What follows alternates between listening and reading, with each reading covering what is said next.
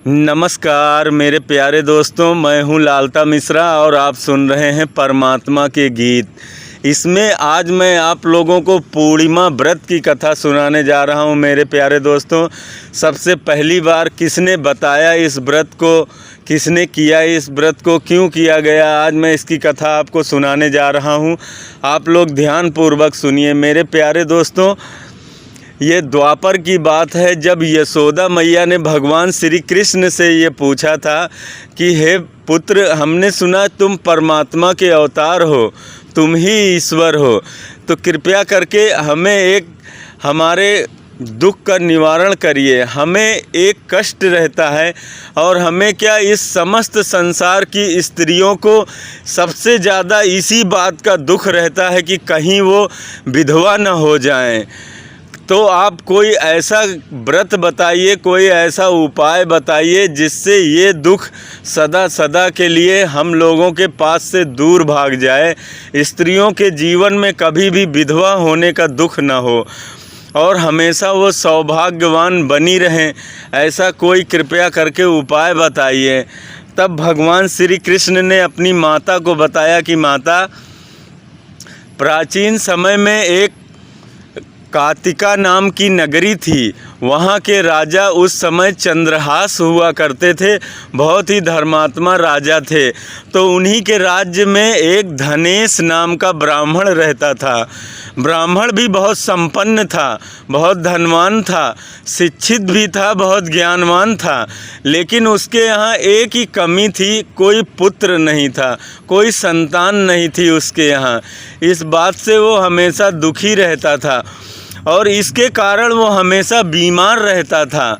इतना ज़्यादा बीमार रहता था कि उसका कभी भी अंतिम समय आ सकता था। इसलिए उसकी पत्नी भी बहुत दुखी रहती थी, इस दुख में जीती थी कि कहीं वो विधवा न हो जाए। और इसलिए वो बहुत ही भगवान की साधना और तपस्या करती थी, भोले बाबा की। एक दिन भोले बाबा एक परम योगी के रूप में उसके दरवाजे पर आए। तो भैया धनेश और वो बाबा क्या करते थे कि पूरे गांव में सबके यहाँ भिक्षा लेते थे, उसके घर भिक्षा नहीं लेते थे धनेश के यहाँ, और अपना उन नदी किनारे जाके प्रेम से भोजन बनाते और वहीं बाबा प्रेम से पाते, वहीं भगवान का भजन करते। लेकिन ये बात धनेश को बिल्कुल भी अच्छी नहीं लगती। वो मन ही मन, एक तो उसके जीवन में ऐसे ही दुखों का पहाड़ गिरा था और ऊपर से ये बाबा उसके जीवन में और दुख घोल दिया। उसके यहाँ से भिक्षा ही नहीं लेते थे। धनेश गया बाबा के चरणों में गिर पड़ा, बोला महाराज, मेरे जीवन में तो ऐसे इतने कष्ट हैं और ऊपर से आप हमें ये कष्ट और क्यों दे रहे हो। तब उसने बताया, बाबा आप सबके घर से भिक्षा लेते हो, हमारे घर से क्यों नहीं लेते हो। तब बाबा ने कहा कि एक तो तुम बहुत ही ज़्यादा बीमार हो और तुम्हारे यहाँ पुत्र भी नहीं है, तुम निसंतान हो। तो ये निसंतान वाले व्यक्ति जो होते हैं, ये पहले से ही दरिद्र होते हैं। जिनके निसंतान होती है मेरे प्यारे दोस्तों, ये लोग और दरिद्र होते हैं। इसलिए इनके घर का साधु संत महात्मा लोग भी कुछ भी नहीं खाते पीते, क्योंकि एक तो ये निसंतान, ऊपर से इनके यहाँ सब कुछ होगा, धन भी होगा, दौलत भी होगी, खाने पीने के लिए कोई कमी नहीं होगी, पर ये भीतर से दरिद्र होते हैं और इनके घर का अन्न खाने वाला भी व्यक्ति पतित हो जाता है। इसलिए साधु बोले कि मैं तुम्हारे घर का अन्न नहीं खाता हूँ, खाना चाहता हूँ, कहीं मैं भी न पतित हो जाऊँ। तो भैया वो इनके चरणों पे गिर पड़ा, बोला महाराज आप कृपा करके अब आप ही बताओ हमारे कष्ट का उपाय, कैसे हमारे घर पुत्र हो, कैसे हमारे घर बच्चे हो, कैसे हमारा कष्ट दूर हो। तब उन योगी ने उसको के ऊपर कृपा करके बताया, उसको पूर्णिमा का व्रत बताया कि 1 महीने में एक बार ही आता है ये पूर्णिमा।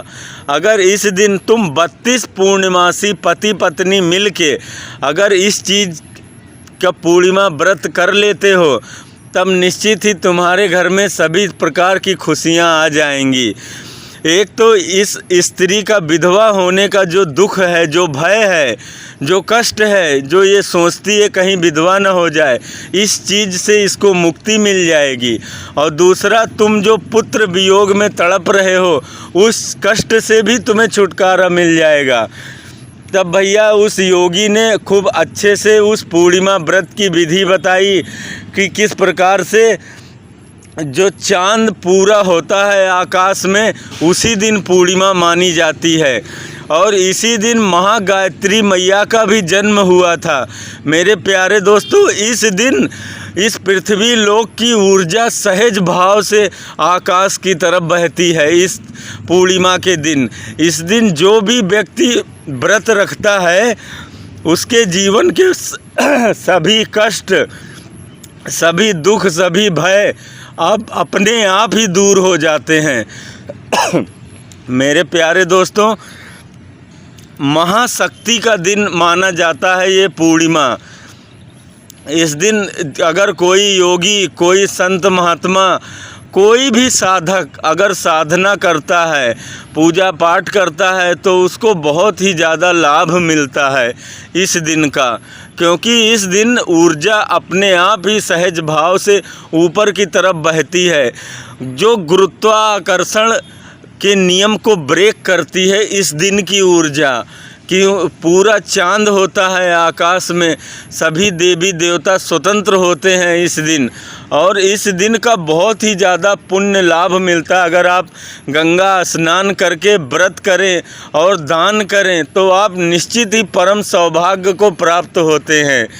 ऐसी कथा, ये कहानी भगवान श्री कृष्ण ने अपनी माँ यशोदा को सुनाया था कि मैया, अगर इस व्रत को आप अच्छे से रहते हैं, तब निश्चित ही उस व्यक्ति की तरह, जैसे ही धनेश को पुत्र प्राप्ति हुआ और उसको परम दुख जो उसके जीवन में कष्ट था, वो सब से निवृत्त हो गया। वो भैया, उसके यहाँ एक पुत्र हुआ जिसका नाम धनेश ने देवी दास रखा था। क्योंकि वो देवी की कृपा से प्राप्त हुआ था, तो उसका नाम देवी दास ही रख दिया था।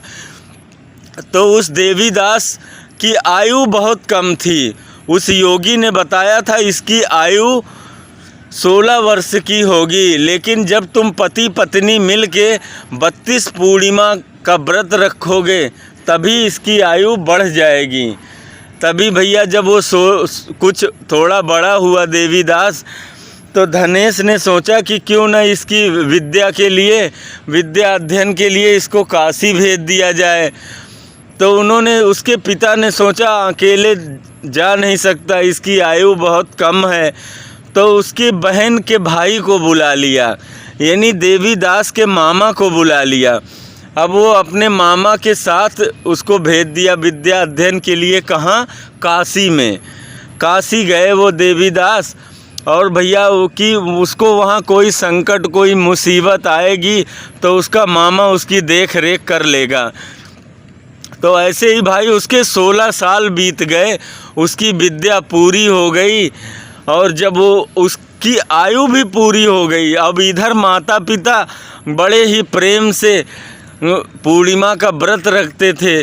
तो गायत्री मैया की कृपा से उसके बेटे की आयु बहुत दीर्घ आयु में बदल गई। ये पूर्णिमा व्रत का कमाल है मेरे दोस्तों। अगर कोई भी व्यक्ति बीमार चल रहा हो, किसी के बाल बच्चे बीमार हों, किसी के पति पत्नी बीमार हों, अगर वो बढ़िया नियम संयम से और ये पूर्णिमा का व्रत करे, गंगा स्नान करे, पूर्णिमा व्रत करे और दान पुण्य बढ़िया से करे, तो निश्चित ही उसके जीवन के सारे दुख कष्ट दूर हो जाते हैं। ये ऐसा व्रत है पूर्णिमासी का। तो भैया उसका लड़का, जब उसका पूरी पढ़ाई भी पूरी हो गई, तो वहाँ से वो अपने मामा के साथ आ रहा था। आते समय रास्ते में एक धर्मशाला मिला, रात्रि भी हो गई थी, तो उसी धर्मशाला में वो मामा भांजे दोनों ठहर गए। तो उसी में एक बढ़िया सेठ साहूकार के लड़के और लड़की का विवाह हो रहा था। तो लड़के का विवाह मंडप में जाते समय अचानक उसको दौड़ा पड़ गया। दौड़ा पड़ने के कारण वो वहीं पे भूमिगत हो गया, गिर पड़ा और लौटने लगा, छटपटाने लगा। तो और उधर मंडप में कन्या पहुंच गई, फेरे के लिए देर हो रहा था। तभी उस साहूकार ने देखा कि वहाँ कोने में एक लड़का बैठा हुआ है और उसकी शकल सूरत हूबहू बिल्कुल उस साहूकार सेठ के लड़के से ही मिल रही थी। तो उसने सोचा क्यों ना इसी के साथ फेरे करवा दिए जाएं। अभी फेरे का समय निकला जा रहा है, फेरे का समय निकले कि उससे पहले मैं इस लड़के से उस लड़की का विवाह करवा देता हूँ। बाद में मेरा लड़का ठीक हो जाएगा तो हम कन्या को अपने बेटे के साथ ले जाएंगे अपने घर बहू को। तो भैया ये सोच के वो उस लड़के के पास गया, देवी दीन के पास, और उस साहूकार उससे निवेदन करने लगा, भैया ऐसी ऐसी बात है। तो उसका मामा थोड़ा लालची था, तो उसने कहा कि अगर जो कुछ चढ़ावा में दान में वहाँ पे आशीर्वाद देने के लिए जो कुछ भी हमारे भांजे के ऊपर चढ़ेगा वो सब तुम्हें हमारे भांजे को ही देना पड़ेगा, तभी मैं ये आज्ञा दे सकता हूँ। तो भाई वो सेठ तैयार हो गया, बोला ठीक है, जो चढ़ेगा वो सो तुम ले जाना और मैं भी तुम्हें अपनी तरफ से मुद्राएं दूंगा स्वर्ण की। भैया उसका मामा तो खुश हो गया और भेज दिया देवी दीन को। और भैया देवी दीन का प्रेम से उस कन्या के साथ पाणी ग्रहण हुआ, उस कन्या के साथ 7 फेरे भांवर घूमे गए, उस कन्या के साथ बरमाला डाली गई, सारा विवाह की सारी क्रिया देवीदास जी के साथ हो गई। अब भैया रात्रि से सुबह होने को आ गई, तो वहाँ पे कुछ खिलाने पिलाने का रस्म होता होगा, तो वो खिलाने के लिए लड़की और लड़के को एकांत में जाना पड़ता है।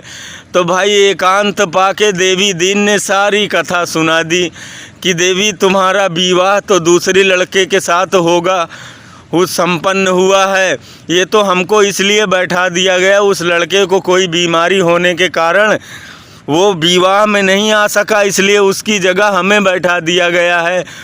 अब भी सुबह होते ही तुम उस लड़के के साथ चली जाओगी।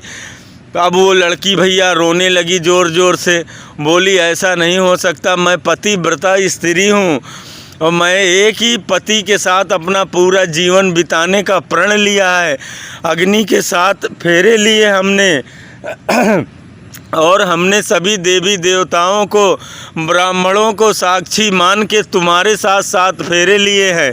अब तुम ही हमारे पति हो, अब कोई दूसरा नहीं हो सकता।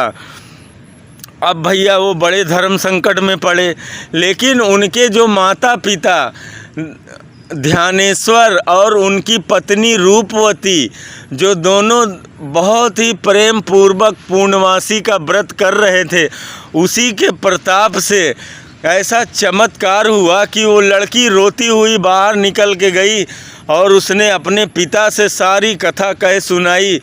तो उसके पिता बोले कि अब अगर जिसके साथ तुम्हारे 7 फेरे हुए हैं, तुम्हारा विवाह तो उसी के साथ हो गया, अब तुमको उसी के साथ जाना है।